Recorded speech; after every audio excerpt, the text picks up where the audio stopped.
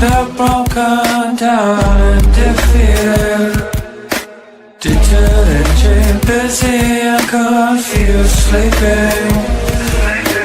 You're dying while I wait you to get started on the journey chosen, wasted, now it's selected. I was so bad, what happened? Fall out of the sky and crush me in my smile. I was so bad, what happened? Fall out of the sky and crush me in my smile.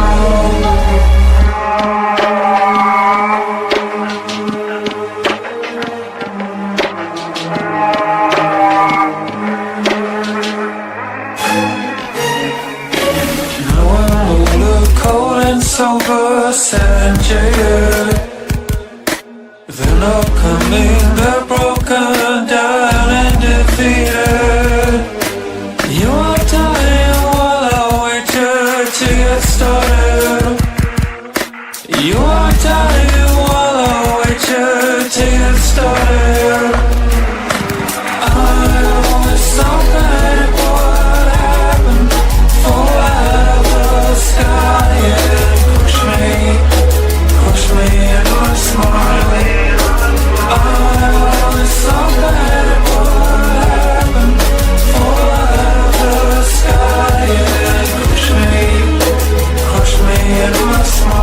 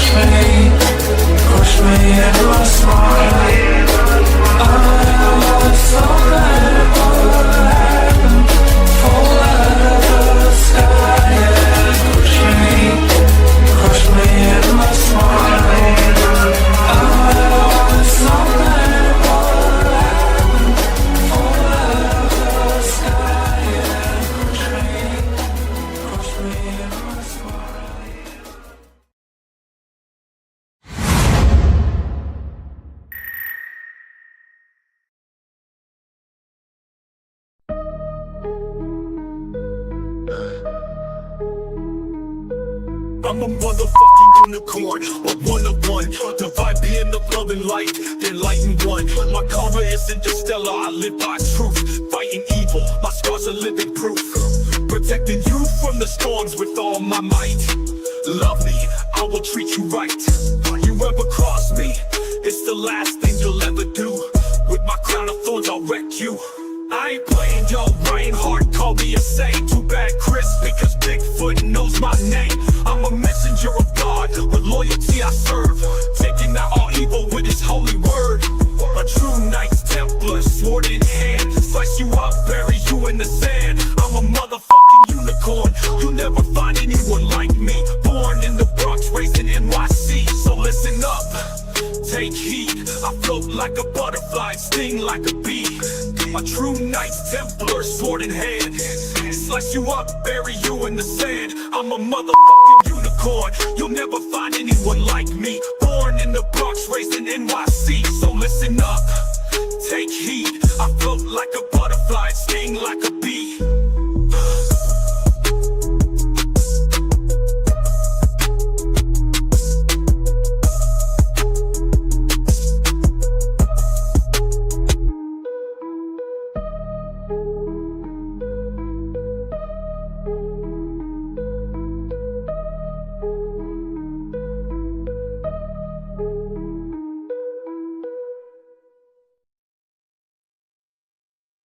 Hello and welcome to the broadcast Third Eye Live, episode 2.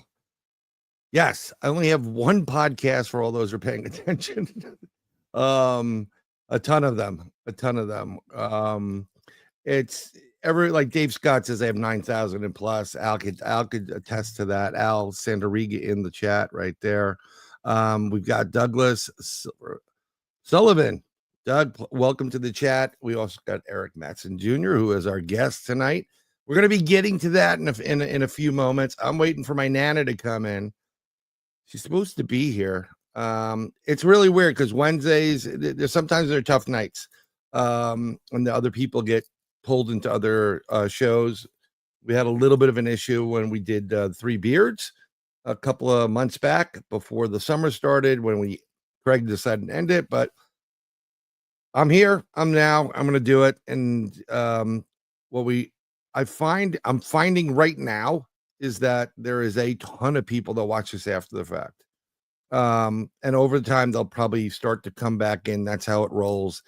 Al and I, when we used to do podcasts, it started out slow, but we built up a base, and some of this is being pointed to some of those end streams. But we're going to get our guest on. We got a little house cleaning to take care of right now. And the opening song, Crush My Smile, is written by Ron McGrath. He's a good friend of mine. And we're going to have Ron on and his alter ego. You'll be surprised who he is. He's wonderful. He's an incredible researcher, a musician. And he allowed me. I told Ron, I said, Ron, when you do TV, get your shows and whatever, you need to use the song because it's a great song. So he said you could use it. I'm using it. And the other one right after that is I figured everybody has a theme. They come into the rings with themes. So wherever they go, they always have their own theme music. So I made a rap for myself, and I named a couple people in it, but whatever. So I want to thank everybody for coming here today. I want to send apparently Al's not feeling well. He's got the crud. He's got the flu. So the Squatch Father, as well as I know him as the Pod Father, a good friend. He got the flu. I told him what he could take, and I'm going to call him tomorrow and tell him again. I'm going to send him a list after this show. So I want to send Al prayers, healing, recovery, blessings. Also want to send him out to a friend of mine's mom who's going through something right now, as well as, although he's doing better, Steve Kirk Barry, Pam and Steve, the Gettysburg Battlefield Bash. Steve was having a little bit of an issue, but I'm still sending prayers, healing, recovery, blessings his way, as well as his family. I mean, these are great people. And if you haven't gotten to the Gettysburg Battlefield Bash, you should. I'm going to be there this year again. I just keep coming back. I think I may actually have a table. I don't sell much. And I'd love to be giving the cryptid talk this year. That would be really, really great. It's just what it is. People, definitely send prayers to the Barry's way. And and Jim and Dave and everybody in their families. They're really good people, and they do such good work to help out Gold Star families, Blue Star families, and other people that need help. And that's what the Battlefield Bash is. Come down, you see all your para celebrities. I hate that term. Al's a para celebrity. He went there. But we'll talk about another conference in a second because I'm gonna throw it up there. But I will be there. It's in July. I had a conundrum today. Conundrum, not a conundrum. Conundrum. I'm saying conundrum because there's a place here called Biography, and they have the conundrum, which is a vegetable patty and a meat patty put together. Which is no, thank you. Strictly a beef person. So, but I had something on my mind today. And I will tell you straight up, I'm very spiritual. I believe in God. I believe in angels and guardian angels and spirit guides. I still haven't met mine. I'd like to, but part of that conundrum, I was asking some questions, and I'm just going to see if I can pull this back a little bit. And I got an answer actually. Al, you're gonna like what I'm gonna share with you as well. I'm gonna share the screen. I asked this question and I wanted an answer, and I was asking like, God, what do you want from me? Like I it's not what I want, it's what what do you need from me? What do you want me to do? And in that process, I want, I'm interested in this. Can you please help me? And when I thought about it, I had to go to my car, and I literally took the phone out of my pocket to put it in the car, and I literally got this.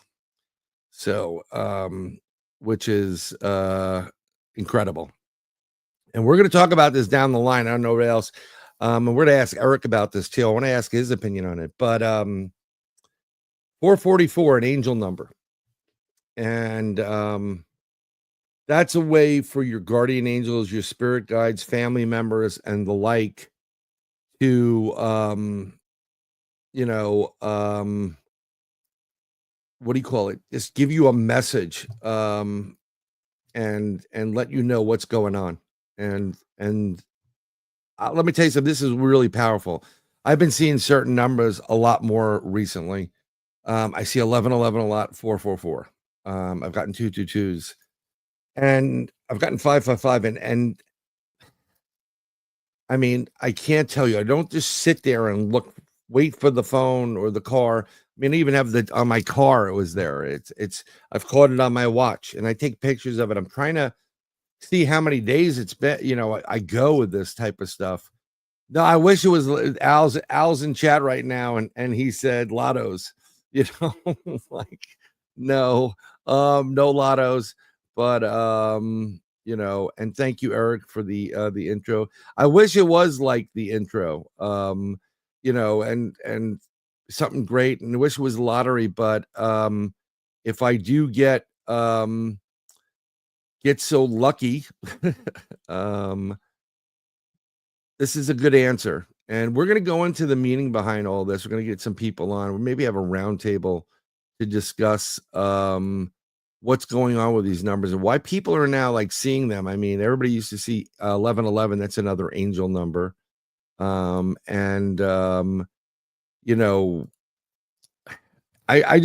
really do feel it was a sign. I mean, I definitely felt it. So that was that. And then one other thing before we bring Eric in. I'm sorry, Eric. I'm not trying to be a pain in the butt. I know he's in the background. I could see him. And Eric's great. And we'll get into him in a second. I want to share one more with you. Talking about events and fun things. I'm sharing that right now. There we go.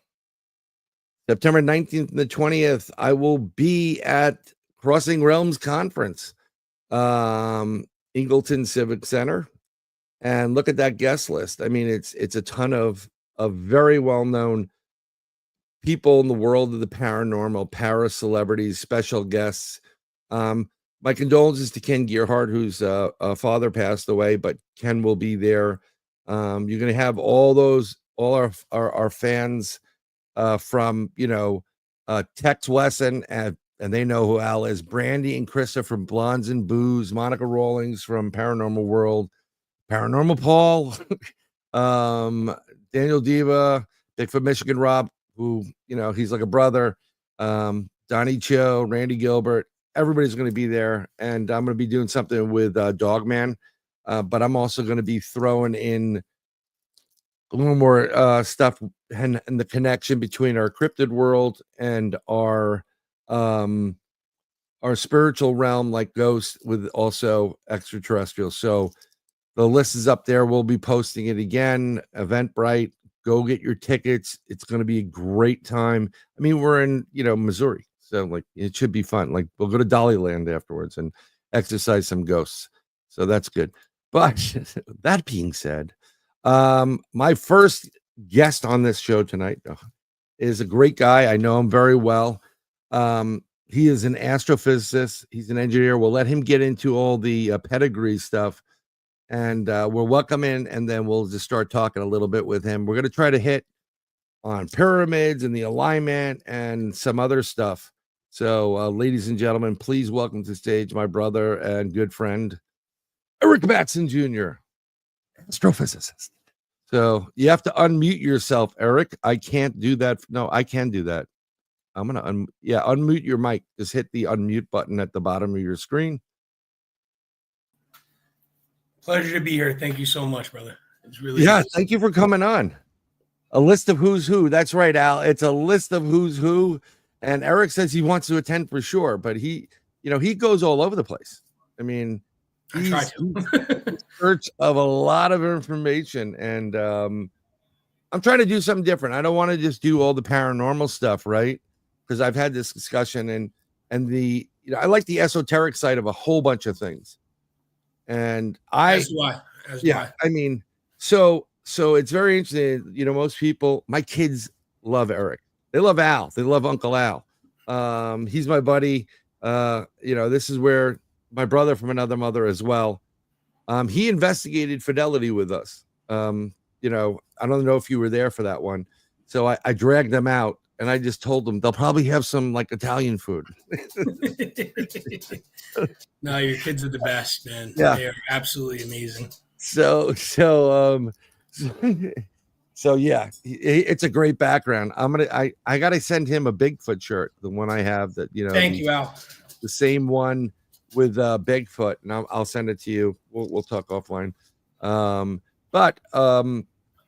So I met Eric because both of he was coming into the fraternity, the Brotherhood of Freemasons. Yes.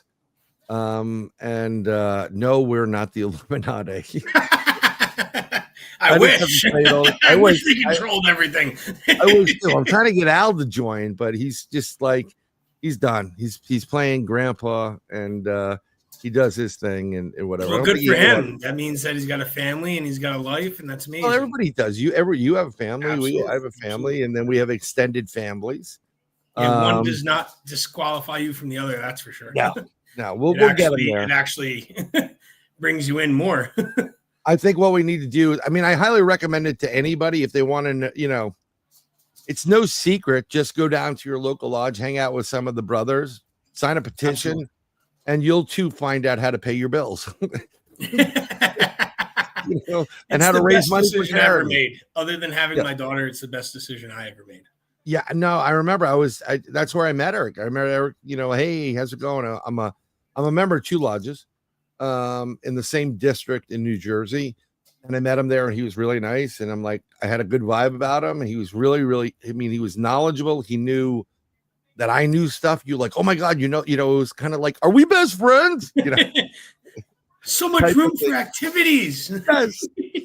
So, and so I was like, Eric's great. And one of the brothers of the other lodge, he's going to be coming on too next week. Dr. Pat, who is a neuropathic MD, right? A neuropathic doctor. And we're going to be talking about frequency and vibration and probably binaural beats and how these things can help you, to energize and get into it goes even beyond that. But yes, absolutely. Yeah. And he's very knowledgeable about that. That's going to be a great episode as well, I think. Yeah. And Mark Getty's here. Is Mark wearing clothing tonight? Mark came in the first episode and Mark goes, I'm happy to be here to support Bryan and I'm going to do it. I'm naked. So, he did it with, it was fun. No, it was in the Michigan podcast. It was great. But thanks, Mark, for coming in. Mark's going to get me some guests. Mark was with us on the beards. He was actually a beard before I was a beard, even though Mark doesn't have a beard. I can't grow one either. Don't worry, Mark. It's fine. So, and we're gonna do a lot of stuff. He is so knowledgeable. He has a book coming out about the mounds, and so it's just very cool, like the snake mound and whatnot. That's all this stuff. So cool Mark's stuff. A great guy.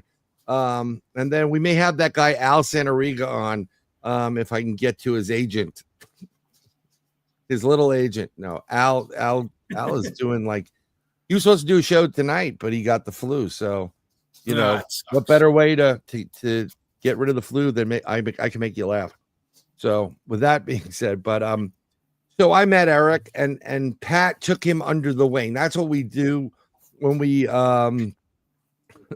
Pat says we do Yes, yeah, you may have too much estrogen. I Stop eating guess I have too chickpeas. much as well. Yeah, stop eating chickpeas, guys. And Pat, what you do is a brother takes you under the wing. They help teach you and learn what you need to learn initially and get you to that point where you are a brother. And I love talking with Eric, love hanging out with Eric. Eric is just a great guy. And there was one time that I didn't know his full life or background or whatever. I just knew he's a good guy. Yeah, we had just everybody met. has like issues, and I knew a little bit, but it was like, he's a good guy. Best path for him to get through this whole thing, and make you, what do we make good men better? Is that the slogan? Apparently that's the motto. Yeah. Yeah. Okay. We have pancake breakfasts and steak dinners and spaghetti dinners. Like I said, it's the second best decision other than having my daughter that I've ever made. Oh yeah.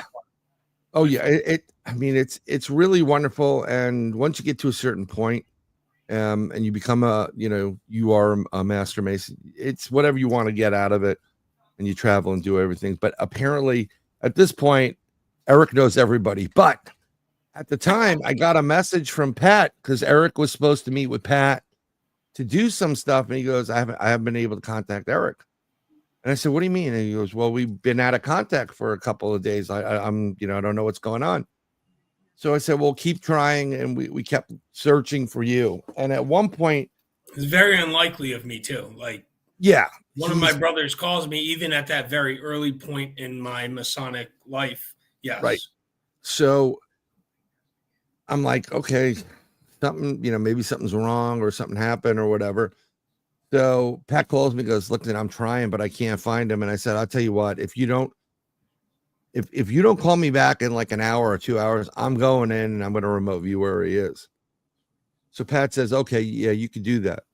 Now, I don't think Eric was aware of the full capabilities of what I was doing. Not even close. I didn't hear back from Pat.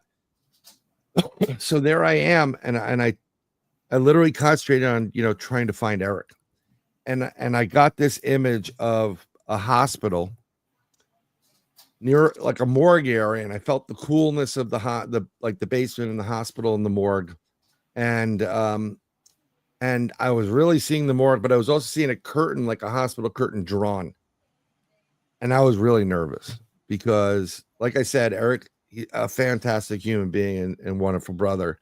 Thank you. And then I saw somebody getting medicine in bed, and it seemed like something happened. I know there was an issue. Something happened. It was misidentification, and like something's wrong. So I called Pat up and I said, Pat, you need to check the hospitals. And I told him what I saw, and he goes, okay, I will.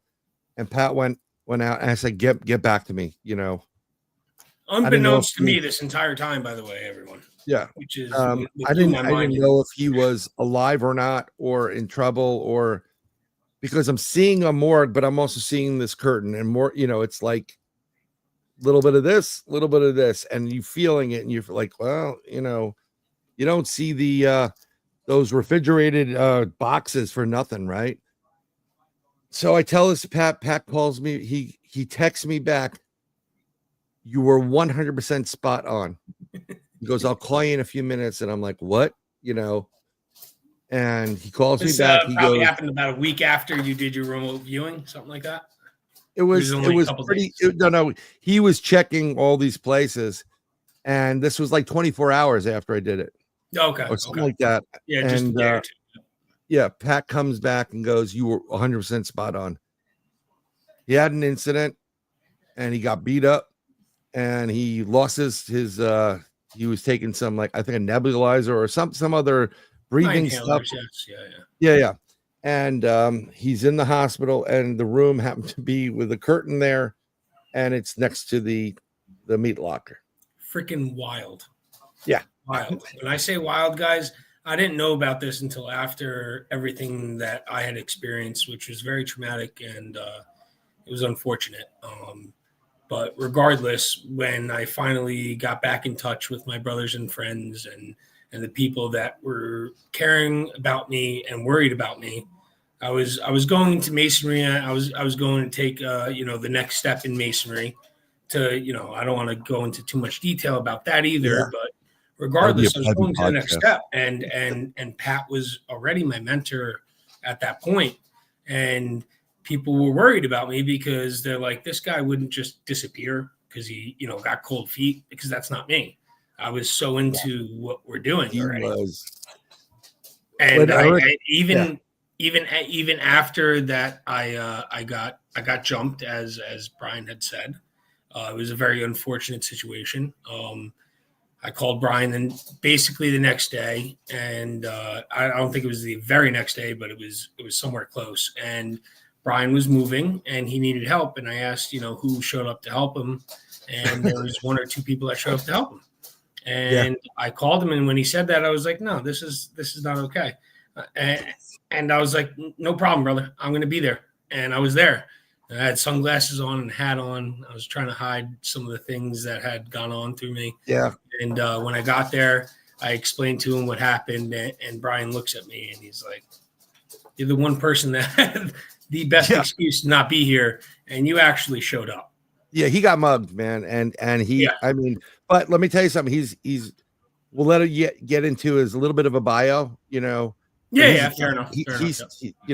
There's a football background with this. So and I know Al, you played but Eric, just give everybody a little bit of a bio, because your face looked like you were stomped, and everybody's my kids are looking, is he okay? And I'm like, he's great. So I went to college. I became a physicist with a concentration in astrophysics at Rutgers, as well as an engineer, which I have a bachelor's in as well, with a minor in mathematics. But I got my scholarship playing football. I was first team All-State, second team All-American. I broke the sack record for high school students as a freshman in New Jersey SCIL 6. I'm a big dude. I'm about 6'1", 280 pounds right now, something like that. I'm a little heavy right now, but back in high school, I was about 6'1", 230 pounds, 4.6 40, all that good stuff. But I unfortunately was attacked by several people and had a problem at the time. But I only met Bryan once, maybe twice at the time, I think. Yeah, no more than that. But I had a connection with him, just as he said he had a connection with me. And when I called him that morning and I found out that really only one or two people showed up to help him, that was it. Yeah. I couldn't say no. And so when I showed up, like I said, I had sunglasses on, a hat on. Yeah. I was embarrassed. You took them off, and it was just like, dude, go home. So I got there, and nobody really knew because I was hiding very well. Yeah. And I waited for his family to walk away and go back to the storage unit or whatever.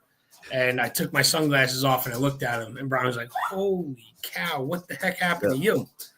And I explained exactly what we just explained to you guys. And he was like, you have the one excuse that you shouldn't have been here, and you're here. And that meant a lot to him. And ever since, me and Bryan have been brothers like this. Oh, yeah, 100%. He's I mean, like, that was so cool, and I appreciate it. And my kids like, is he going to be all right? And then they loved him. Eric's great. I mean, he's not only great with adults, he's great with kids. I mean, because you're like me. You got a good soul about you. You got a good aura. You got to do good energy. But we're gonna get into aura and energy, because you were sending me stuff when we you can't stop things from duplicating. This is his first run on StreamYard, because Eric and I have mutual friends, Dave Ferrigno and Alex, who are the Brothers of the Arcana on YouTube. Great show, very esoteric. It is. Eric started it off. I'm giving them a shout out because they're awesome. And I told Alex, you guys need to do, I told him in a reading, you need to do a show, you need to do like other talks and whatever. Yeah, Bryan was very influential on the entire thing. Yes. Yeah, and it's a great show. I mean, like, out of this world, great show. Eric threw some stuff up there, blew your mind. We're gonna bring it down to this level on Third Eye Live. Yeah, they gave me a platform to kind of tell my story a little bit, and That's very appreciated. And now we are here now with Bryan, and Bryan's giving me a platform as well to go a little bit more into the esoteric and some of the other stuff. Right. Yeah, naturally, I'm a skeptic, and I know that sounds crazy, especially for everything that I've already said and that we've discussed, and that I'm on Bryan's show. But when we get into it, I'm sure it'll be a little bit more clear for everyone. Yeah. Why it is the way it is, and why I'm a skeptic the way I am, and why I still believe in all of this stuff, because there are things that lead to, I mean, logically at least, and through physics and through logical explanation, there are things that completely lead to this, as Bryan will tell you. I'm sure he's about to lead into it, I'm sure. Yeah, well, it's so something, while I'm telling you about my conundrum. I kind of can't. I'm trying to see what he's writing in there, and he said that you had something very relevant to the whole 111 thing, the 4 ones. So let's get into it. Let's get esoteric. Let's get into the craziness. So I just have one prior thing to say to that. So I didn't get to finish about what Pat said and you said after I came back. Again, I was taking the next step in masonry, which is something that I love. And everybody was concerned because they're like, oh, maybe he got cold feet. And everybody like you and Pat and a couple of other brothers of ours were like, this is not the kid that gets cold feet. No. This is not the guy that gets cold feet. There's no reason for him not to be here. And so the problem with that was when I came back around, because I had some incident that happened, I was in the hospital. Nobody knew about this, not one of them. Pat had come to me and said, Bryan remote viewed because we were all worried about you. And when he told me what Bryan remote viewed, it was exactly the situation that I was in. And now it wasn't very surprising to me. It was surprising that Bryan was able to do it because I didn't know Bryan that well yet. And that solidified who Bryan was to me, 100%, because he literally gave the details, not to me, but to somebody that is a mutual friend of ours that explained everything Bryan explained to him. And when he explained it to me, I was like, there is no way this guy knew exactly where I was, the exact setting that I was in, the exact things that have happened to me, unless there is an extra step there. It didn't make any sense. Like, I promise you guys, everybody that's watching right now, I'm a skepticist. I'm an astrophysicist. I go by what physics, mathematics, and everything says.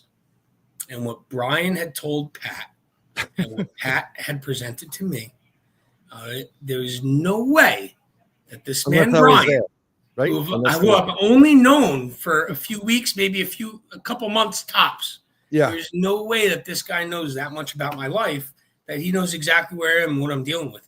Nobody did, especially Pat, my mentor. And when I found out that Bryan told him that, it blew my mind. And again, I'm a skepticist.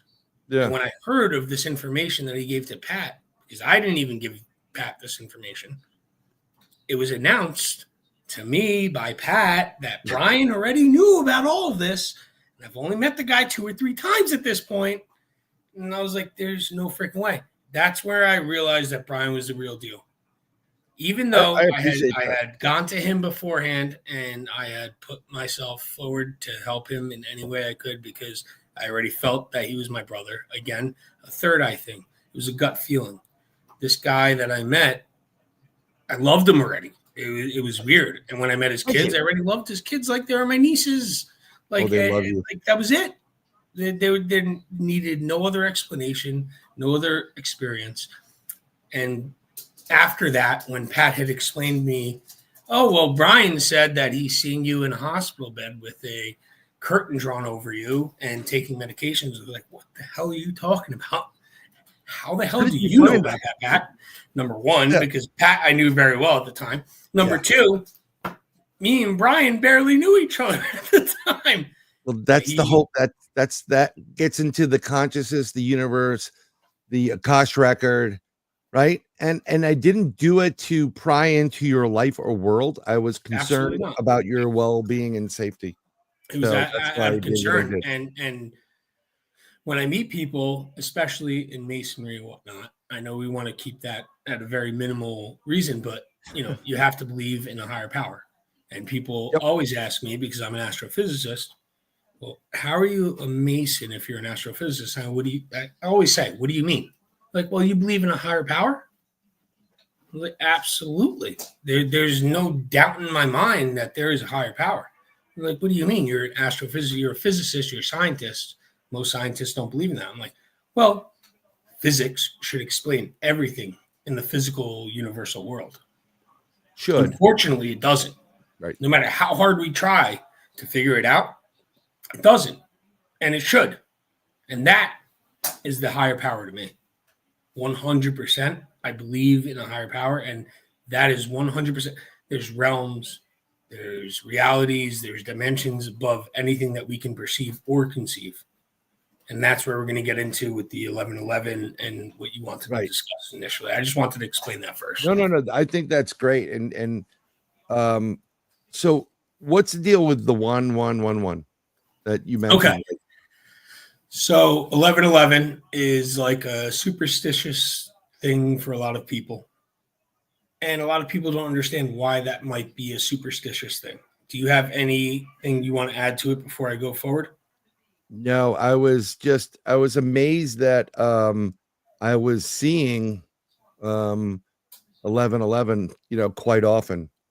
And I was trying to figure out what the heck was going on. Because I mean, every time I looked at the clock, there it is, 1111. Yep. And that happens to a lot of people. And there's a reason for it, in my opinion, at least. And we didn't discuss this before our episode tonight. Not even close. No, we didn't even mention this at all. That was pretty cool. But so, we'll in my opinion, stuff, yeah, we didn't mention this at all. This was only mentioned in this little piece of 15 minutes we've been going on at it, and that's right. I'm because I have this all the time. I've had it for a couple of years now, but it's really ramped up the last year. And I'll let you continue, but I had this issue today. Something's on my mind, something's internal. And I wanted an answer. Like, what do you want from me? What am I supposed to be doing? Because other people tell you, like, oh, well, ask your guides for their names and they'll tell you. And well, my guides drink heavily. they're at one of the bars in one of the lodges, because I don't get crap from them, but I do get signs like this, that 1111. And this was after we had a little bit of conversation. I'm saying, hey, this is what's going to happen. I'm going to send you the link. I'm picking up something for dinner for everybody. And then he had no idea I was going to talk about it. Not even close. Go ahead. Yep. So back when I was much, much younger, I had a late fiance who ended up passing away from things we don't even need to mention right now. But when I was much, much younger, I think I was 19 at the time, 1111. That was her lucky number. Every time 1111 would come up on the clock, we would make a wish and whatever. Yep. Again, I was young. This is well before my astrophysics career and everything else. So I'm thinking about it, right? Like, okay, whatever. I'm a skepticist, so go ahead, do your thing. I'm not trying to prevent you. So as I went through my college career, my career as an astrophysicist, working for NASA, this, that, and the other, I had dug deep into some theoretical studies. And some of the theoretical studies say that, yes, we live in a four-dimensional plane, right? We have length, width, depth, and time is technically the fourth, because space-time is a thing now, right? So I believe, in my own opinion, that there are 12 dimensions. Just 12? So, there's not more than that? Okay. There can be more. Theoretically, there can be more. There can be 20. There can be infinite. There's a bunch of different theoretical studies that say there are this many dimensions. In my specific opinion, I believe there are 12 dimensions. The way that I try to ground that in my reality and how to explain it is, if you think of a soccer ball, right? So you think of like a hexagon that's doubled, basically, which is almost a soccer ball, because Right. Yeah. each patch is a hexagon. 12 of them can make the smallest ball you can get. Right. So or a 12-sided die for all you D&D fans. 12-sided die. There you go. D&D, baby. Woo!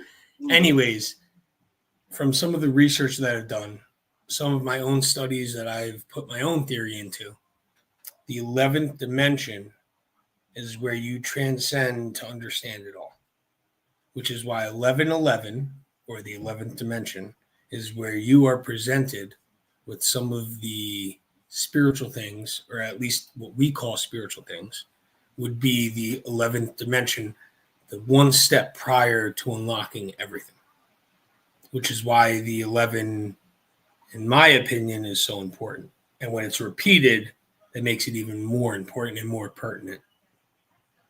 It's a little on the outside there, but I mean, if we want to go into physics and mathematics, I can go into it, but we're going to get into some really. We're promising no test, no, Yeah, of He's course gonna not. knock you on the Of course not, final. yeah, but that's We'll where it get to starts Al's getting into question, some real in a big second. details. But if you try to shrink down your idea of the entire universe and reality and dimensions as we know it, or as we can perceive it or conceive it, Right. let's just crush it down into 12 dimensions. 12th dimension being something of total understanding of the universe. So is that like, would that the 12th dimension be heaven, for lack of a better word? For lack of a better word, yes. But now, if you think of a soccer ball, right, and you have those hexagonal patches all over, right? So if you go out one side, the 12th dimension, you're going out from the 11th dimension, because there are 11 dimensions inside of that soccer ball, and you go out one side of that hexagonal patch that you go out of, you come in the exact opposite side on the other side, and that 12th dimension is what transcends the 11th dimension, and you come back in the exact opposite side that you went out of. So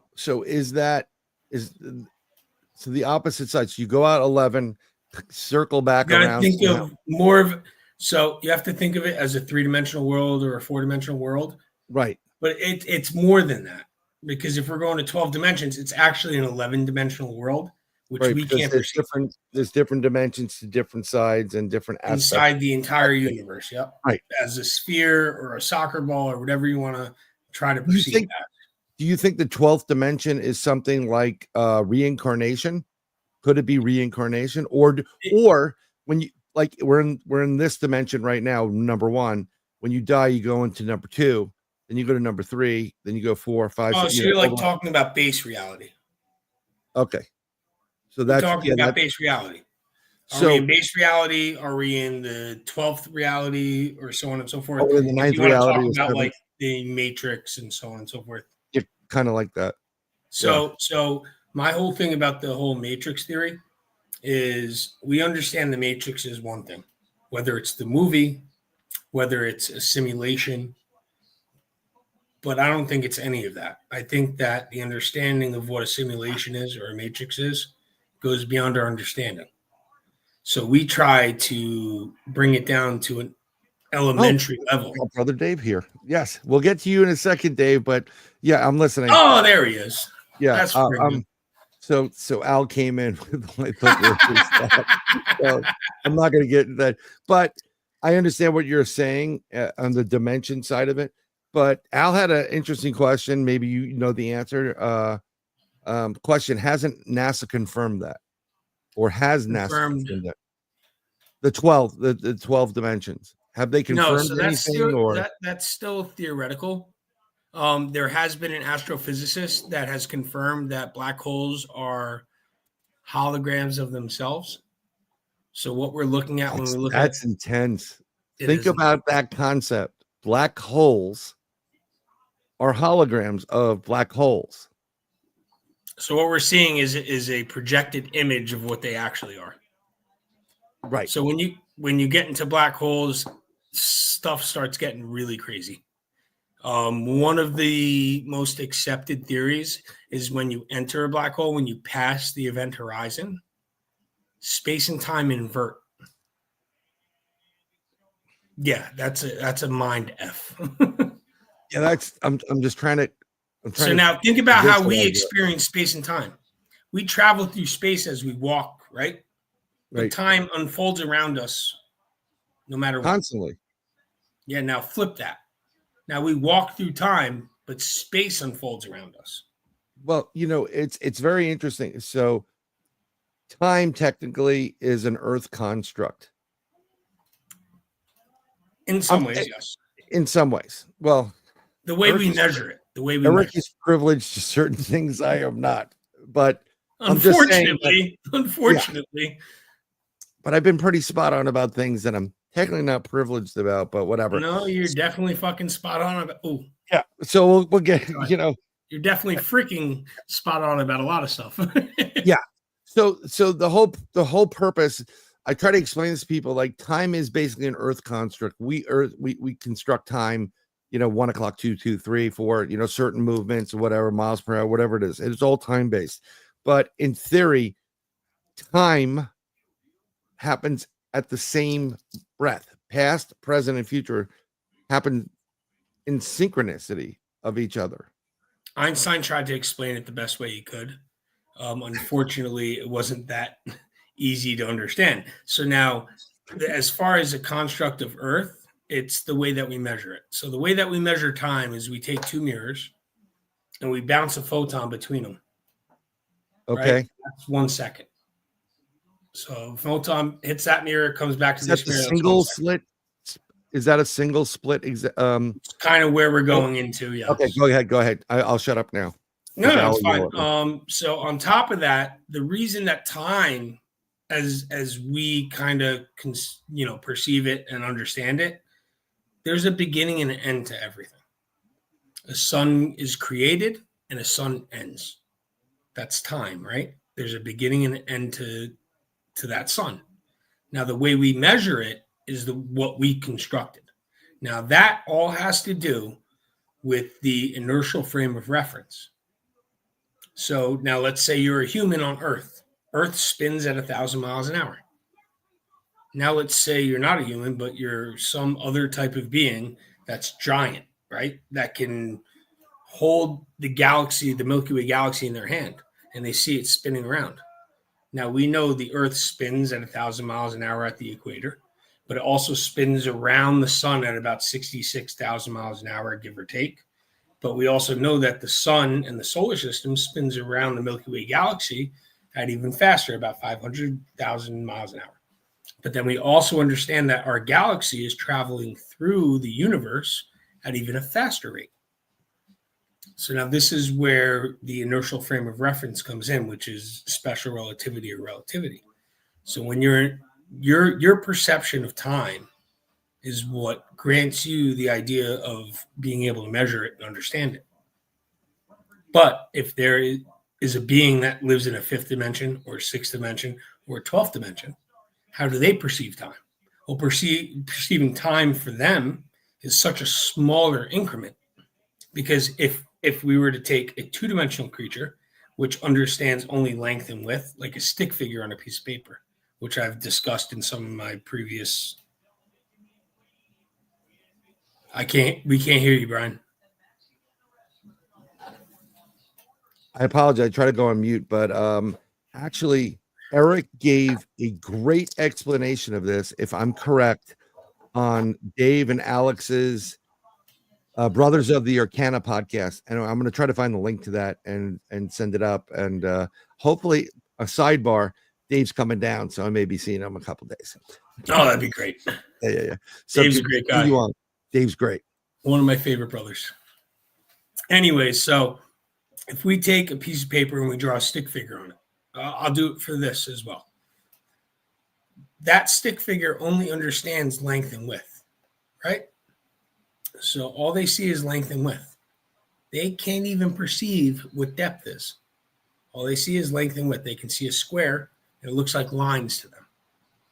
But now we exist in a three-dimensional plane, and we understand a four-dimensional plane, which is time. Something has a beginning and an end. We have a beginning and an end, and that's technically what the fourth dimension would be. The way we measure it is constructed by us. But now We can see a piece of paper with a stick figure on it, but that stick figure cannot perceive or conceive what we are because we don't exist to them. Now, when you interact with that piece of paper, let's say you put your finger on it and then let go. All that stick figure sees is a small circle get to a certain diameter, then get small again and disappear. And what would that stick figure call it?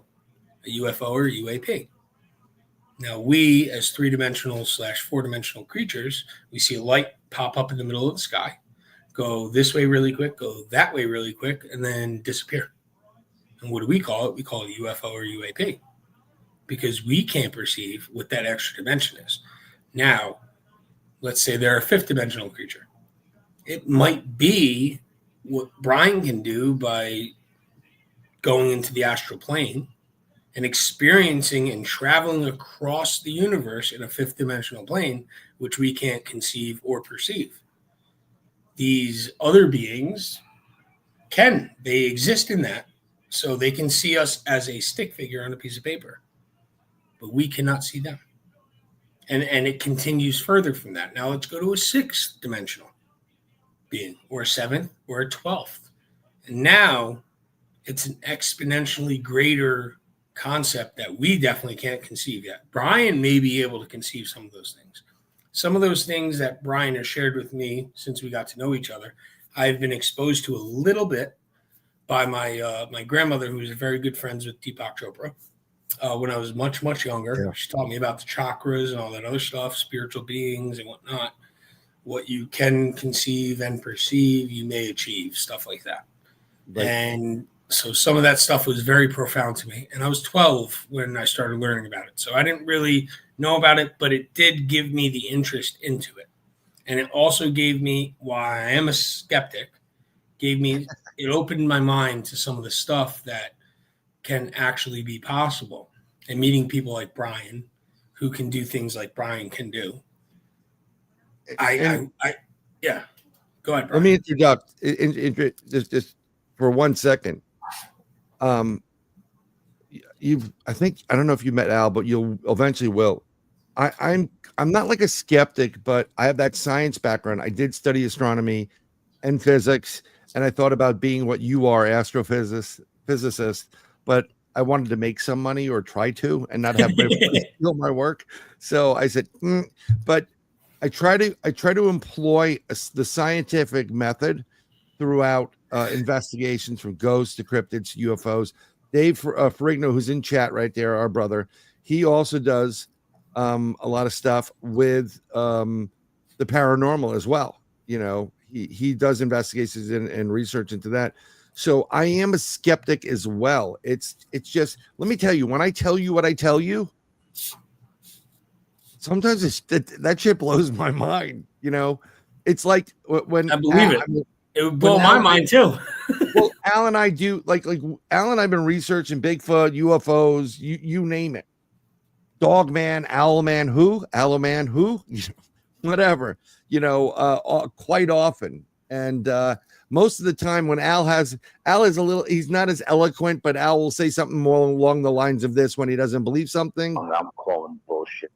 That's Al. And that's literally his way saying it. Al will call bullshit. Okay. I love it. I love it. Right. I like to call bullshit. So Al's like, you know, he's going to call bullshit. It's just, you sit there, and we did a CE5, close encounter of the fifth kind, which is an active encounter where you use your consciousness. What we're doing here in Third Year Eye Live, how your consciousness, your third eye, that intuition, whatever, helps you to get through and do what you do in life. And we're sitting in this field, and apparently we have like 120, 130 people there, and the chief of police of the town. And Al's recovering from chemo. So I'm leading the show. We're wiped out. To be honest, Al and I were so freaking tired, we wanted to go home. But because this nice young girl and her grandma were there, we want to see okay, I'll do it for you guys. We called the craft in.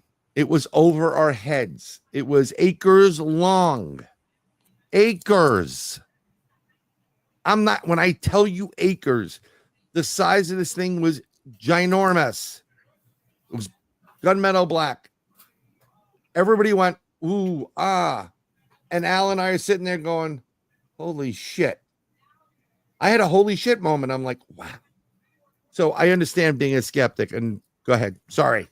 So no, I just wanted to support what you're saying. So now a stick figure seeing a circle pop out of nowhere. Right. We're much bigger than a stick figure, right? No matter how Oh, big you make it, we're much more in depth and so on and so forth. So think of a higher dimensional being interacting with our reality. It might be even bigger than that. It might be smaller than that. We don't know, but the interaction that it has with our plane of existence and reality blows our Right. mind. And I seen a question which we can get to in a little bit from Dave. Yeah. What happens to people when they leave this meat suit? Good question, Dave. We've talked about this before a little bit, not on air, but are they going into a portal on the moon? Oh, Dave, I love you, bro. Yes. But yeah, the moon is very confusing as well. But regardless, a lot of the paranormal, in my opinion, from the veil that has been lifted for me. Right. If you don't mind me going into it right now, Brian. Go into whatever you want to go on, because we're gonna see this is how this works. You know, you want to go here. I want to go to this store, but there's an inner force, your consciousness, your pineal, 100%. the DMT it's generating, whatever it is. Well, you go, yeah. I'm gonna go this way. No, I'm going this way now. You know. So that's another thing that I spoke about in one of the episodes that I was on with Dave and Alex, when I spoke about this man that he smoked DMT, he put a diffracted laser on the wall. It's crazy. Yeah, I was going to bring up the laser thing, but you keep going. This is insane. So this is insane. Mind bending. It is. I wish we could do it. I wish mine too. I really wish we can replicate that, because it's really weird. Replicated it over 100 times. No. I'm talking about for video. So that's the difficulty, right? It's the problem. So now think of a shadow being a different dimension. You can record a shadow, but what does that shadow see? Type thing. Right. So what this man did was he took a hit of DMT, and for some reason he wanted to look at a diffracted laser on a wall, and he's seeing what we understand as computer code in the Matrix, just like the Matrix movie. Zeros, ones, letters, directions, whatever. And he was shocked. His mind was blown. He's like, that didn't make any sense. I got to get a disclaimer that says my show and everybody's not endorsing DMT or drugs, but keep going. We're not, but keep going. So he invited another over 100 people in. Didn't explain to him what he saw, but gave them the same experiment. Here's the variable, take the DMT, smoke it, look at this diffracted laser, which is also another variable, and tell me what you see. And out of all these people he gave the exact same variables to, they seen the exact same thing. Now that's a big problem. Shared hallucinations don't exist. If we were both to take a hallucinogenic right now, we'd have no way we're seeing the same thing. Yeah. Unless we're in a different reality, and the real reality or base. One of the yeah. So every single one that they gave this DMT to that had them look at a diffracted laser, they all perceived and observed the exact same thing. They explained it and described it the exact same way as the and it was like person. The Matrix numbers, right? Yep. So try to visualize that. Remember in the Matrix, when you're seeing all the Matrix numbers coming down, I'm going to try to find a graphic or something like that I could throw up. But, you know, Matrix numbers. I can also send you the link of this actual study that was done. Yeah. And you can provide that for them after our whole thing. Yeah, we could do that, and we could put it up. So I'm just going to bring up this picture. I'm going to open up in a new tab. and then keep going. I want you to keep going because it's So now when we go into that kind of stuff, we start touching upon something called dual causality, right. which is, I think, a very fluid motion from what we were just talking about to where physics comes in and tries to explain it. So now we have something called dual causality, which was observed by an actual experiment done by physicists called the double slit experiment. So now the double slit experiment, which I'm sure Bryan will also share a link with you guys. You take a wall, you put 2 slits in it, and you shine a light at it. Now, what do you expect to see on the opposite side where the light's coming from of that double slit? Yep, that's exactly what it looks like. This is what, like, the Matrix thing, and this is what people are seeing, and it's not just, this is static. So this is just the way it is, right? It's static. Yeah, but beyond ones and zeros, there's letters, there's other things. Yep. Yeah. So I'm gonna look that we don't know what they are. Cipher, maybe, perhaps. Right. Yeah. Keep going with the double slit. Yeah. So the double slit experiment, we have a wall, put 2 slits in it at a certain distance apart, and we shine a flashlight or a laser beam at it. And what do you expect to see on the other side of that wall against the wall that's behind it? 2 slits, right? Right. So the weird thing that happens is we get something called an interference pattern, which looks like a barcode, where the thickest is in the middle and it deteriorates through the end. Yep. So you have a thick line in the middle, and then it separates and it diminishes off to the left and right. Now that doesn't make any sense because we're shining the light at 2 slits in a wall. We should have 2 slits of light on the other end. Exactly. Now that's confusing. So now the physicist said, all right, let's fire 1 photon, which is a particle of light, at a time at this wall to go through one or the other slit and come out on the other end. We should get 2 lines of light on the other end against the wall. There it is. That's the interference pattern. Right there. So that's a double slit. Yep. So now they started firing photons at this wall. And obviously the photon should go through one slit or the other. Now they're firing one at a time, just one specific photon at a time, not just shining a light or a laser. 1 photon at a time. Pew, pew, pew, pew. After, let's say 100,000 fires on the other side of that wall, we get another interference pattern. And that didn't make any sense. So now the physicists that were studying this said, okay, let's put a high-speed camera on the other end of this double slit in the wall, and let's record it at a high-speed frames per second. And we'll see which slot the photon goes through, right? So now they fire 1 photon at a time. Why they have a high-speed camera on the other end, right? And now while it's recording it, we get 2 slits of light on the other end. Not the interference pattern, but we get those 2 slits. And that didn't make any sense either. How does that make sense? Now, because we're recording it, all of a sudden we get 2 slits. All right, so now there's one more step to that. Prior to that next step, they say, okay, let's try it with electrons, which are actually mass. They have mass to them. Photons have no mass. It's just particles of light because particles of light act as waves and as particles. So now let's take actual particles that we know only act as particles. And now let's fire 1 electron at this double slit at a time and see what happens on the other end. And we get the interference pattern again.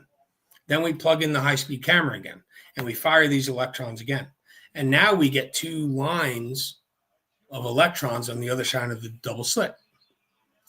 And now we're like, okay, let's take it one step further and let's try to trick it. Let's leave the camera on the other end, but unplug it. So maybe it's, monitoring it, maybe it's not. And now let's fire the electrons again. Right. Think about that. Think about what they're doing. We're going to put the camera on the other end, but we're going to unplug it. And let's see what happens. Why would you do that? Because nothing else made sense. No. It's not only that. It's beyond that. Yes. That whole concept of what you just said. We're going to do this experiment, but now we had the camera at the other end. We're going to leave the camera at the other end, but we're going to unplug it. Now, in theory, you're thinking, oh, it's probably going to give the same results. It goes back to the interference pattern. Go continue. It goes back to the interference pattern. So now at this point, what that means is these electrons, which are particles of mass, are entering through the double slit, seeing the camera there, but seeing that the camera is not actually observing them. It goes back in time, tells the electrons to act as a wave instead of a particle now, and then recreate the interference pattern. That's just you just.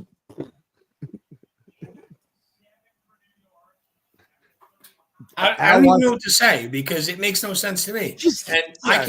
I can actually show you guys how to perform this actual experiment on your own, and you'll see the exact same thing. It's called the observer paradox. Yeah. When you observe these things, they act as particles instead of waves. When you don't observe them, they act as waves. So they're in a state of flux, kind of like Schrodinger's cat. You put a cat in a box with a poisonous substance and you seal the box. Until you open that box, that cat. You don't condone the cruelty to animals. Keep going. Absolutely. But now, until you open that box, that cat is both dead and alive. Just like until you observe a particle. Right. It's both a wave and a particle until you observe it. Now, the way to make this into understanding it for layman's terms for people that aren't physicists or don't understand this. Let's say you're playing GTA, right? Grand Theft Auto, a video game, any video game, World of Warcraft, whatever, right? And you're walking through the world this way, straight. You see everything in front of you. And that whole world is rendered for you. And you know there's a whole world behind you. In somewhat real time, it's rendered. Exactly. Now, you know there's a whole world behind you, but you can't see it.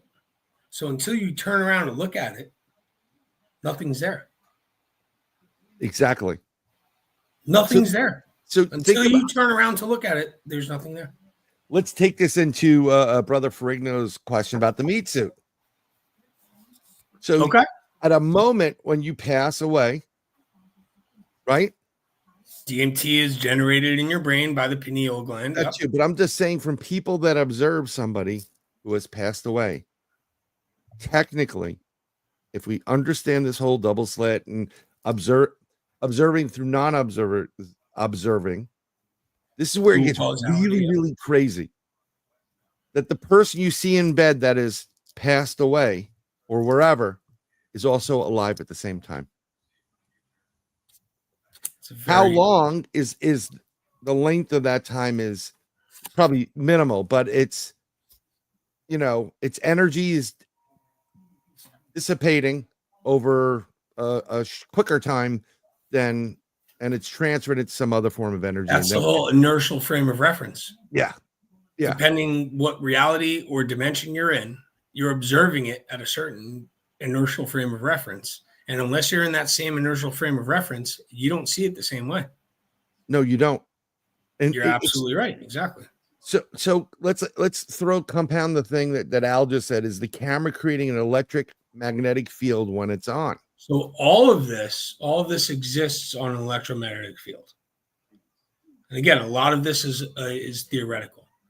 So on a gravitational field, we have theoretical particles that are called gravitons. We also have theoretical particles that can only exist when they travel faster than the speed of light. And as we know by, relativity or special relativity, the fastest or the universal speed limit is the speed of light.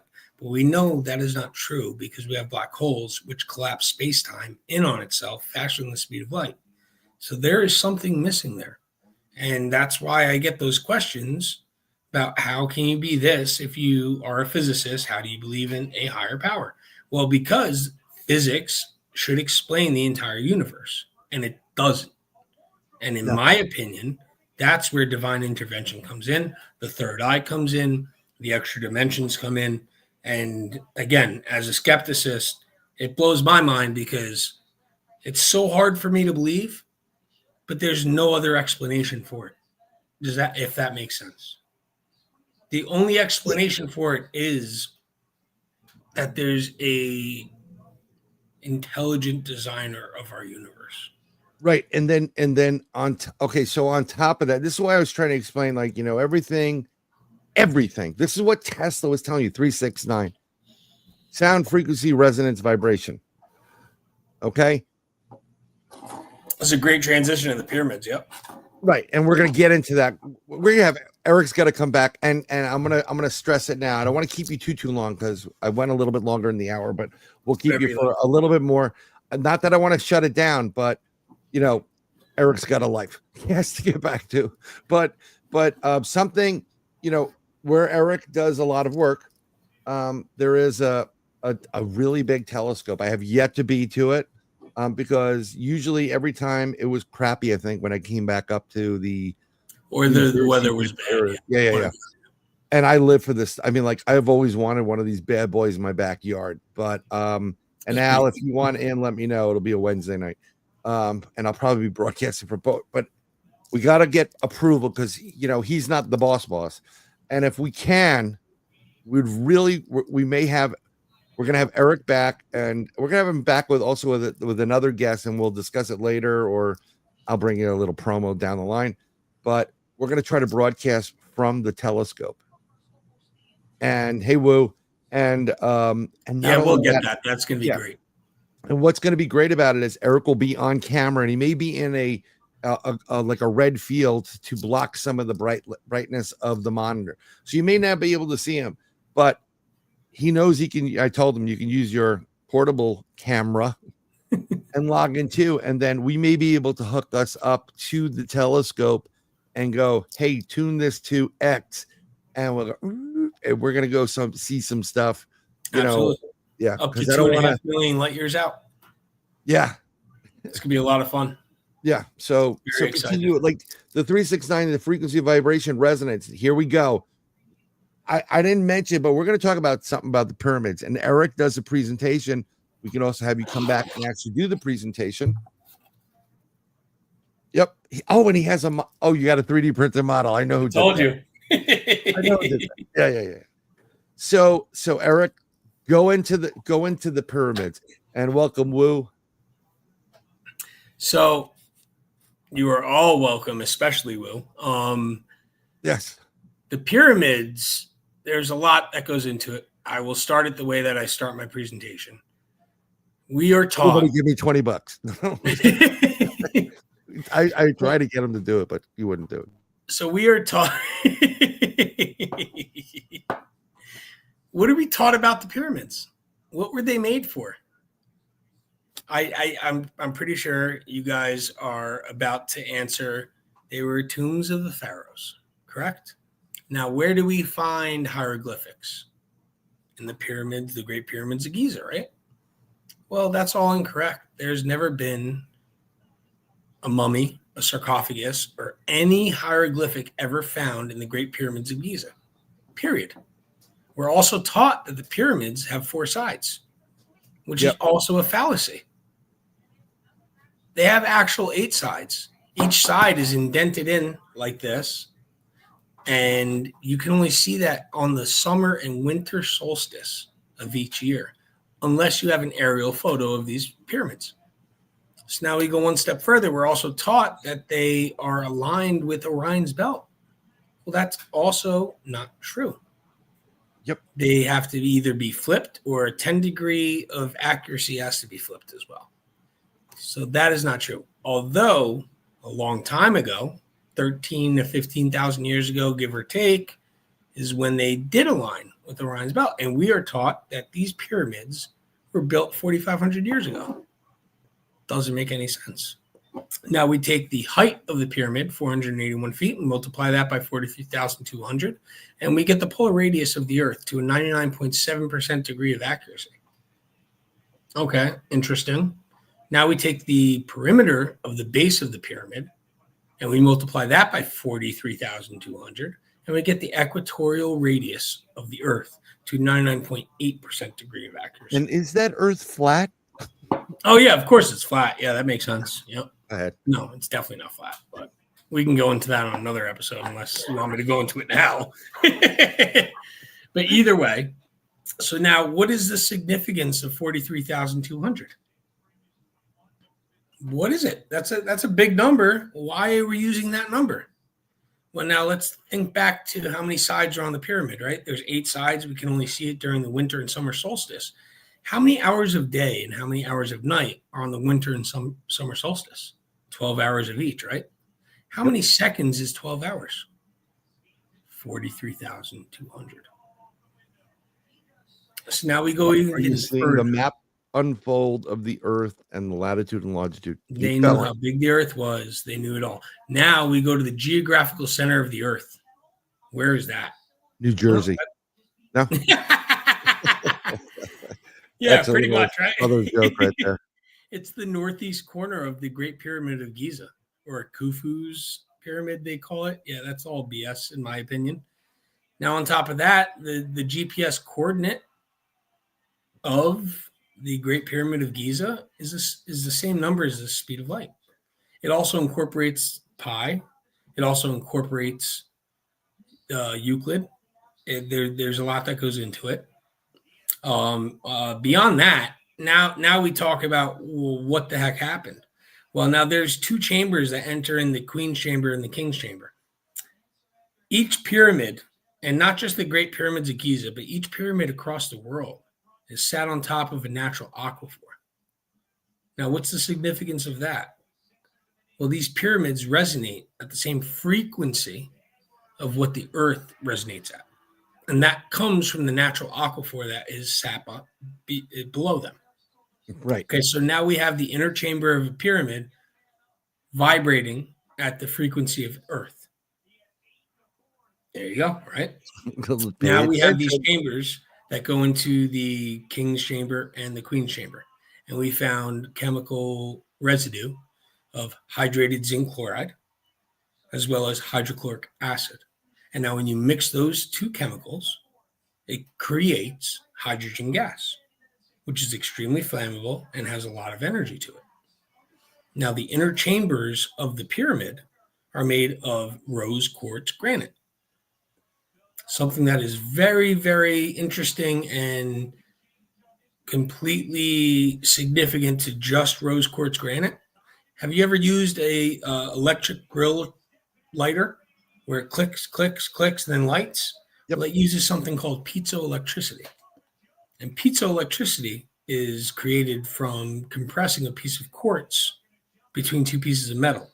And that gives it a spark or an electrical charge. So now we're on the inside of this pyramid, resonating at the frequency of the Earth. And now we have the King's Chamber, which is a layer of stone granite quartz, wood, stone granite quartz, and we have 5 layers of that. Now, when you go inside of the King's Chamber, you look at the sides of the interior of it. 3 of the sides of the rose quartz granite are smooth. 1 is rough, chiseled out for every single layer. Acoustic engineers have gone into the Great Pyramid of Giza and have said specifically that it has musical properties, that it resonates at the exact frequency of the Earth, and that it has to be an acoustic generator. Now, they also found in the Grand Gallery, which you can see here, 27 or 28. This is also hard because, again, we're going back tens of thousands of years. And they found these resonators inside, or at least spaces where these resonators existed in the Grand Gallery. And so these little chambers that coming from the outside of the pyramid into it could have been an area where they poured these chemicals in, created this hydrogen gas, resonated it from the frequency of the natural aquifers underneath the pyramid. And so at that frequency, the molecules of hydrogen, they align themselves up to exactly 4.8 by 8.4 centimeters, which is the exact way to create hydrogen molecules into microwaves. Then you have the spark of the piezoelectricity from the rose quartz granite.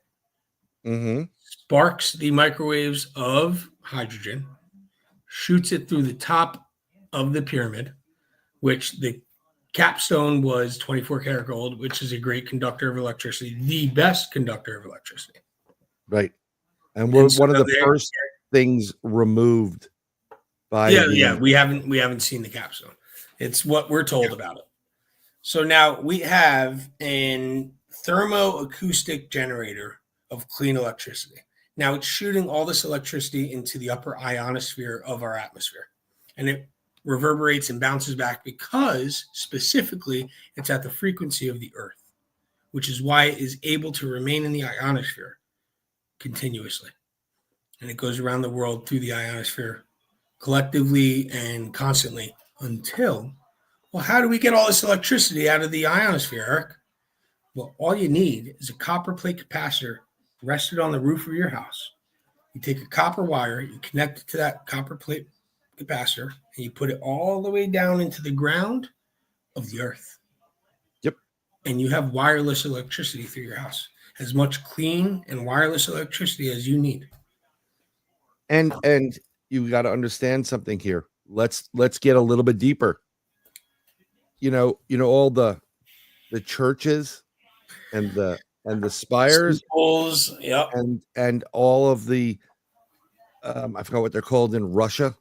The top of the they're not spires, but it's a certain look to the Russian temples, Like an obelisk, or yeah, it's a little more like an egg shape. And please forgive me.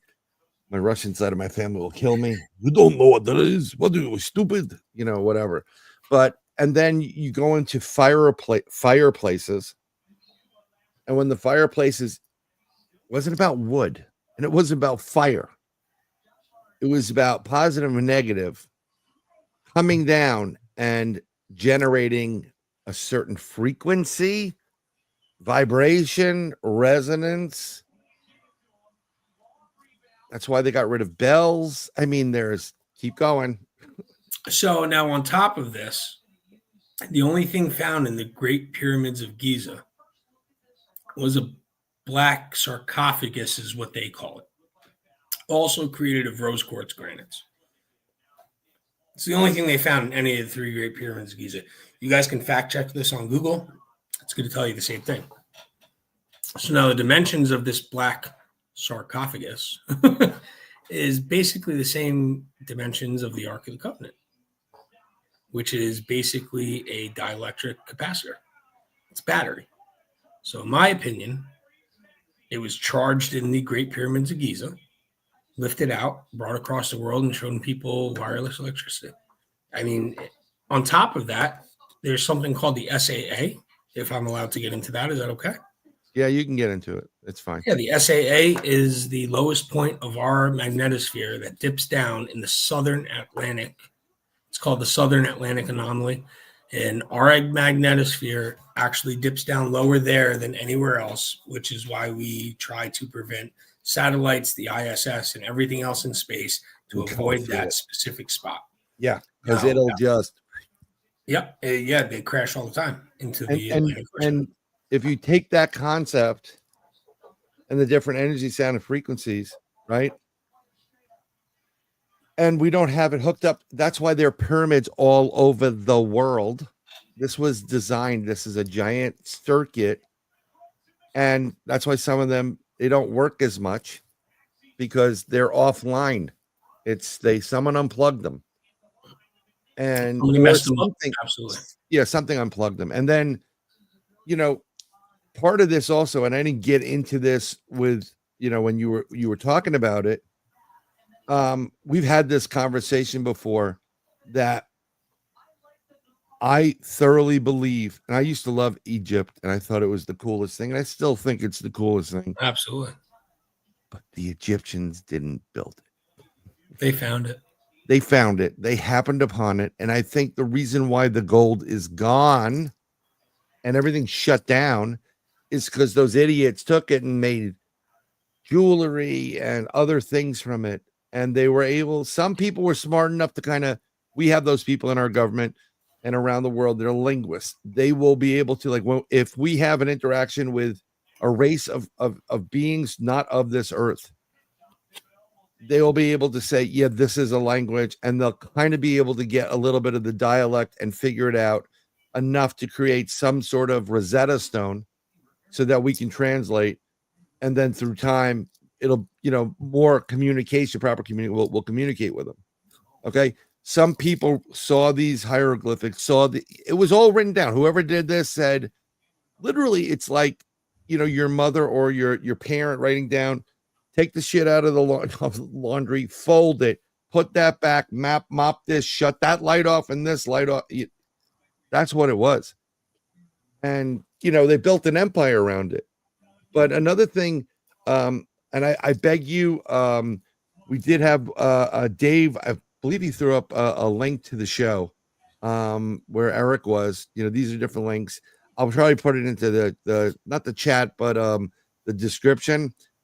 Eric is doing, he talks about a lot of this, and he also talks, there's other guests that Dave and Alex had on. Hopefully we're going to get him on. Also brothers. There may have been more than one Ark of the Covenant. Absolutely.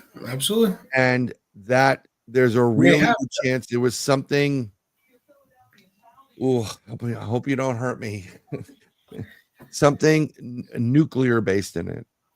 And people were able to take this energy waves, these energies and frequencies, and literally focus them into death rays and disintegrators. And they That's knew another one of my presentations on the Ark of the Covenant. Yeah. So, although that's the DMT link. Okay, no problem. We're selling DMT at this point. No problem. But I will post the link to Brothers of Arcana because I'm all about the love. I want you to subscribe. I want you to come in and follow. But Eric does the bookend. He started that show off and he ended this first season with them. I'm in the midst of it, by the way.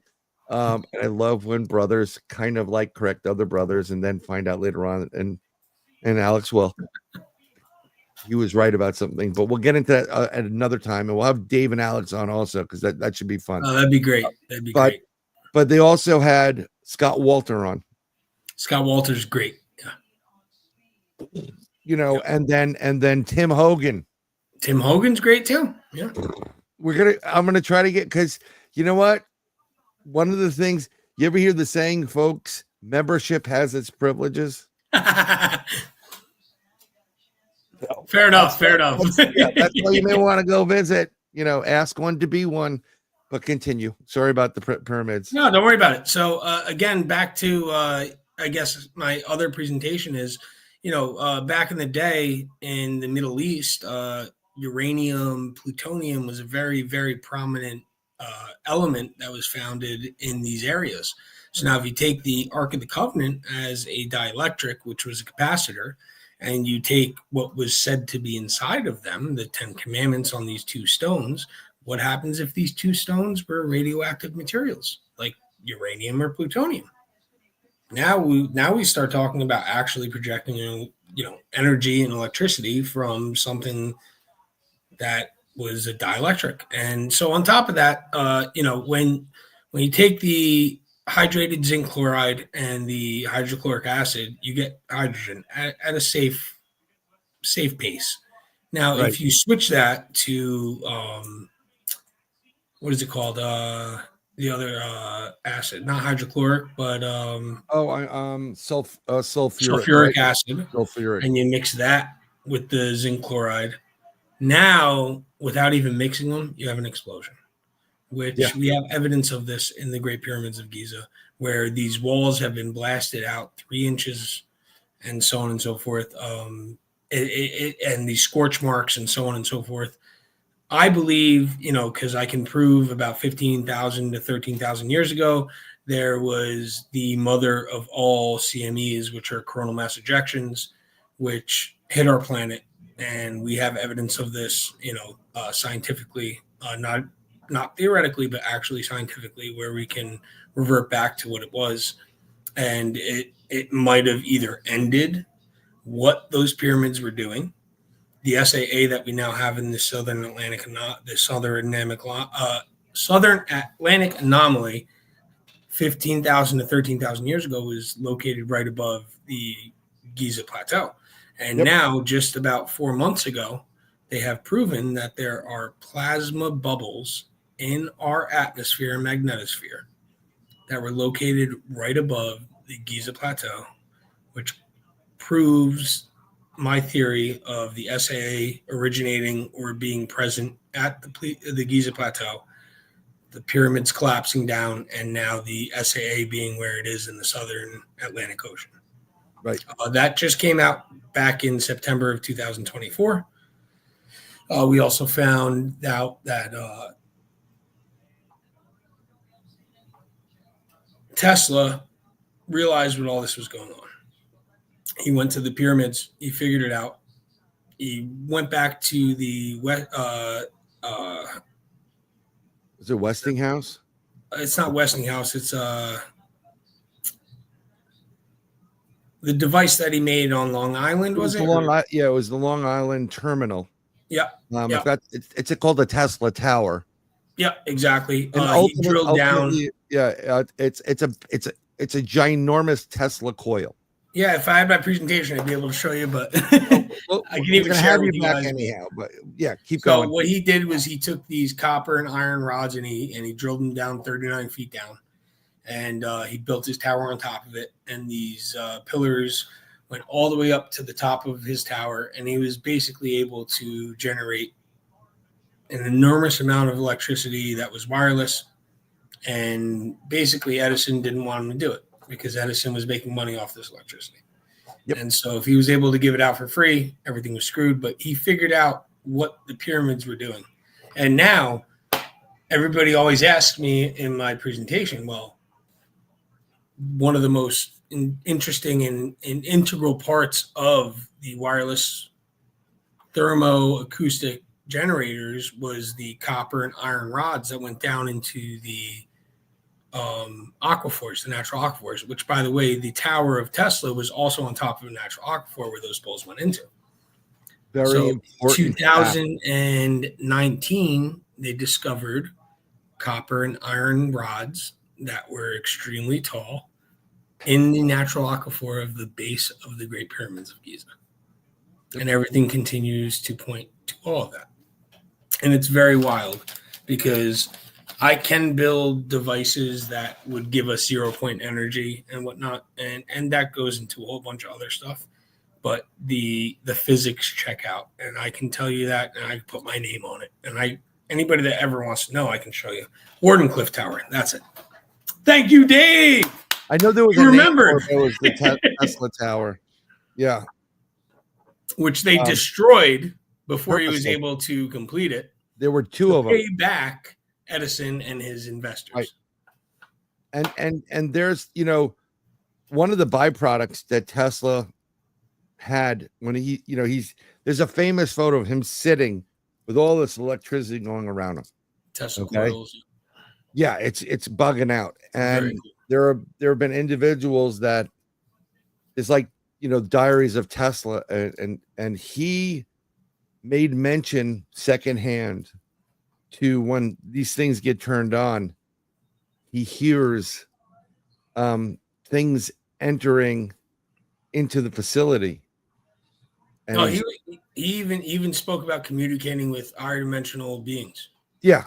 So this is also, this is why it's so important. This is why sound frequency vibration resonance is so important. Because if you get it and you get the frequencies right, and everybody's vibrating on the same frequency, this is what they're using. This is the energy they're using. This is That's in so my sad. personal. Yeah, we have conversations about Bigfoot every once in a while. We're not going to do that right now. Fair But enough. when I had numerous experiences firsthand, and no, I didn't have the camera going. We had the recorder going. We had some cameras going, but of course, there's an error. Couldn't record, corruption disk.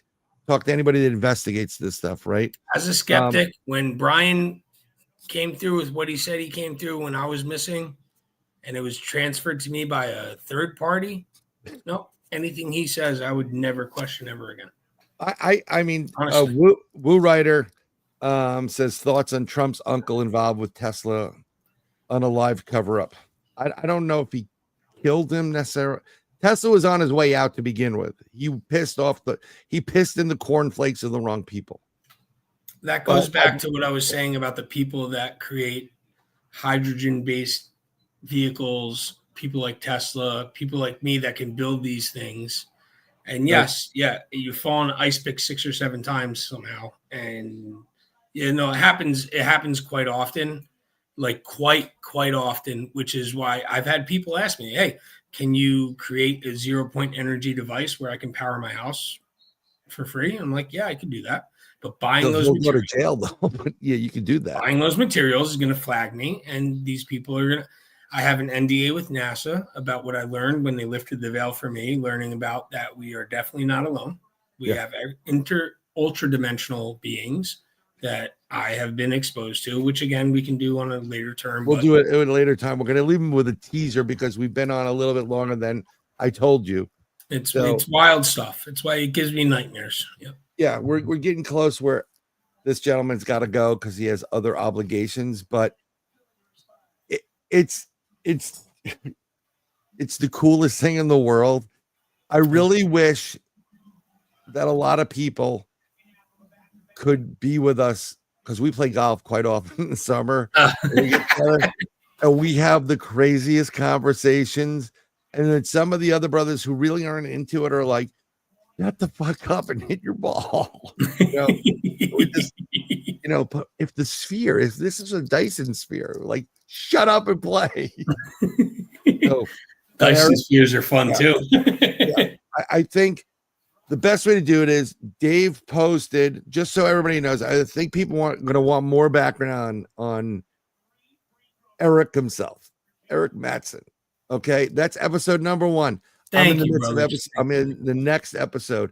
Well, I'm all about the love. The brothers of the Arcana, they're my brothers. And I love what they do. I literally sat in this is my office, my space, whatever. And I sat there and I binge watched the Scott Walters one. Scott Walters was a great episode. He's a great guy. Yeah. There's some stuff that I subject myself to and some stuff that I actually truly enjoy. Right. So, And I'd love to have Scott on. Yeah. So I think what I would like to do is I'm going to have Scott on and maybe grab you to do a co-host. I would love that. You know that, Brian. You know what I'm saying? And then I would be honored, bro. Yeah, that would be great. Al loves you. Dude, trust me. Love you too, Al. You want to see a cool shirt? Check this shirt out. It's the moon phases. It's the moon phases. Dude, we can talk about the moon next time. Yeah. So we're gonna get into all that stuff. This is a little bit too much, and I'm gonna stop it right now, only to make his life easier. But I don't think Trump's uncle was just woo. I personally don't think Trump's uncle was involved in what you just wrote, but he sure as hell was. What he knew the value of what was being brought forth. He was before the powers that be knew it. And I think this gets into the Project Looking Glass and Baron Trump's adventures and time travel and seeing the future and gaming the future. We're going to get into this because Philadelphia experiment. Yeah, it's pretty interesting. It goes deep. And yeah, I think if you had to put a scale up, Tesla's all the way up here. And Einstein's a little bit around here. The one person I'd love to go back and meet is Tesla. I want to have a conversation with anybody in history, it's Tesla. Yeah, it's yeah. So we're gonna have Eric back. I don't want to, I want to keep going. And I made that mistake once, but people have an attention span to a certain degree, and like You're I absolutely said, right. You're absolutely right. So I don't want to take. He has to get going and doing his thing. I got some stuff to go. Yep. Yeah, and I want to thank you very much for coming on the broadcast, being who you are, my brother, and appreciate that, brother. Freaking source of huge knowledge and fun and excitement. Yeah. So and I appreciate that. But like I said before, and I'll call you tomorrow and we'll just chat, afterwards. Yeah, but of course. I'm trying to do something different than everybody else. I don't want to do the same paranormal show.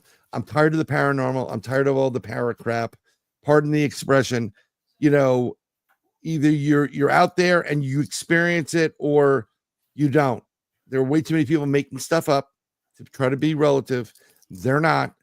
And there are other people, like, you go out 10 times, 9 of those 10s, you're not getting anything. And it's that one time that says, I'm going to go out 20 more times because I know I only get one more experience. That's how it works. You know, Da Vinci wouldn't be bad either. Yeah. We can go back to him too.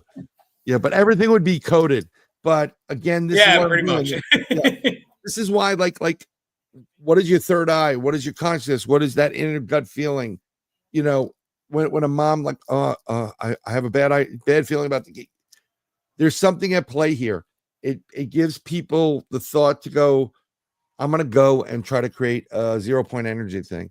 I'm going to look into this. I'm going to do that. I'm going to bypass this road to go here. This is what this whole show's about. Yeah, we'll throw it transcends into a higher dimension. Right. Just like we can see what a stick figure does. Right. When you transcend into that higher dimension, I think we can see everything that's going on. So I'm begging people, share this thing, hit that thumbs up button, because I really need those. We're getting more and more viewers in the live stream, which I want more views in the live stream. But I mean, there's a ton of viewers that are actually getting this after the fact, which I'm loving too. And we just want to be able to bring you more content and more people and more technology, and we're making it interactive. So let me tell you, I have the ability to take phone calls. We're going to be doing that. So that'd be fun. Yeah, I can call you. Can call me. I have a number, and you know, that'd be a lot of fun. I have a banner, and you can call me and whatever. So we're going to be doing that, but I can't do this without each and every one of you, and Woo and Al and Dave, and you know, everybody that showed up tonight. Also, you know, some of the new people, the Inside the Gobbledygook Universe people that love to watch Mark Eddy, love you. You know, it's great to meet new people as well. Douglas Sullivan, I appreciate you. Thank you for coming in. Like, share, comment. Hopefully my algorithms go through the roof, and things happen. But I couldn't do this without any one of you, and I do appreciate it. And this is why this is one of my own. This is for all you guys. Thank you very much. Have a great night. We love you, brother. Thank you. You, it's always been you. God showed me you. I have been searching decades for you. I found you, I lost you. My heart is broken without you. My soul aches for you. I need you, I want you. My days are filled with you. I've seen the future with you. My home is with you. I have felt the future with you. My nights are filled with you. Love is you. True love is you. My happiness is you. Every past life is with you. My dreams are filled with you. Life is meaningless without you. My future is with you. I will fight for you. I will defend you. I will give up my life for you. Whatever it takes for you. Nothing else matters but you. I love you. I love you. I love you. God showed me you. I have been searching decades for you. I found you, I lost you. My heart is broken without you. My soul aches for you. I need you, I want you. My days are filled with you. I have seen the future with you. My home is with you. I have felt the future with you. My nights are filled with you. Love is you, true love is you. Love is you, true love is you. My happiness is you. Every past life is with you. My dreams are filled with you. Life is meaningless without you. My future is with you.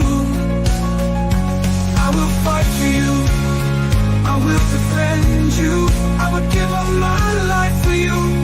Whatever it takes for you. Nothing else matters but you. I love you. I love you. life is meaningless without you. My future is with you.